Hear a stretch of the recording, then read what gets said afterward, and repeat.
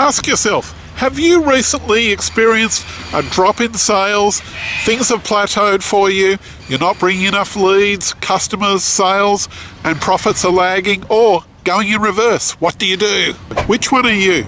There's two types of business people that usually emerge at the starting point of every new startup type of business. And you could fall into one of these two different groups. If so, listen clearly.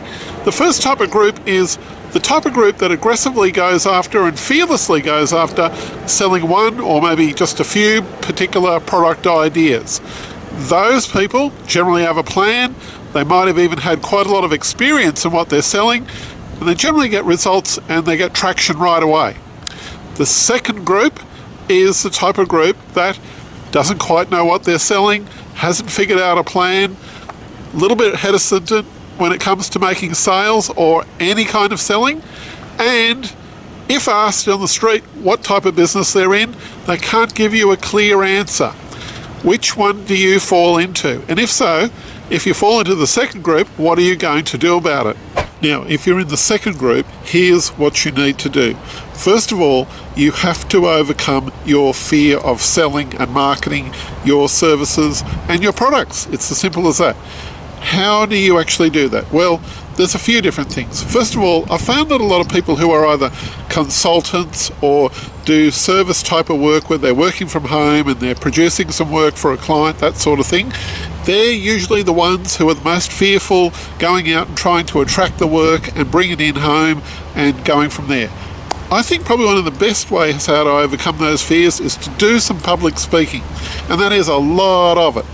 And also organise for yourself to get good at doing webinars, otherwise known as masterclasses, and look at doing some publicity, getting yourself into the newspaper, getting yourself onto other people's programs, and getting yourself out there, getting over that fear of talking to people, going into networking meetings and booking yourself some speeches.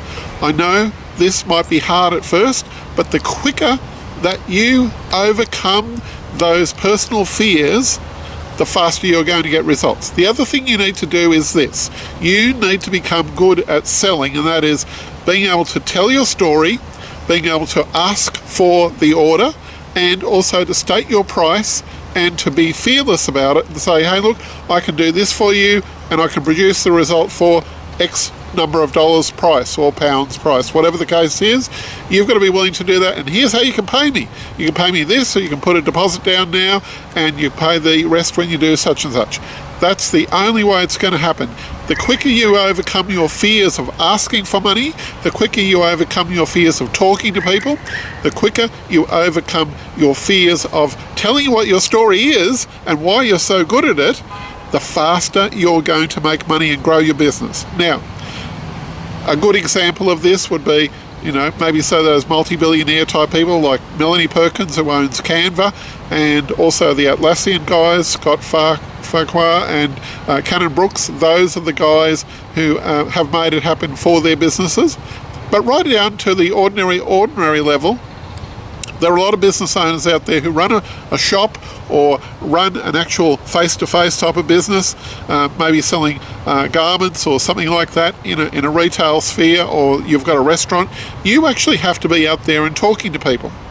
But if you're working from home and you're hiding behind a screen and a keyboard, the tendency is for a lot of those people, and I've seen this happen probably right across the board, people who hide behind a keyboard and only come out to do something that's directly on screen generally have the greatest fears. So you have to overcome that. Like I said before, just to round up, you need to work on public speaking skills, your networking skills, being able to tell your story and ask for the order, and to be not afraid of asking for the dollars, and to ask for big dollars. Do projects that are actually going to bring in the rewards in a big enough way to make your business highly profitable. So there you go. You've got some of those points there and what you can do right now to boost your business and get that traction going for you right away. You know what to do. Like and subscribe, and I've also got a couple of videos here just appearing on screen. Which ones to click certainly suits you according to YouTube's suggestions.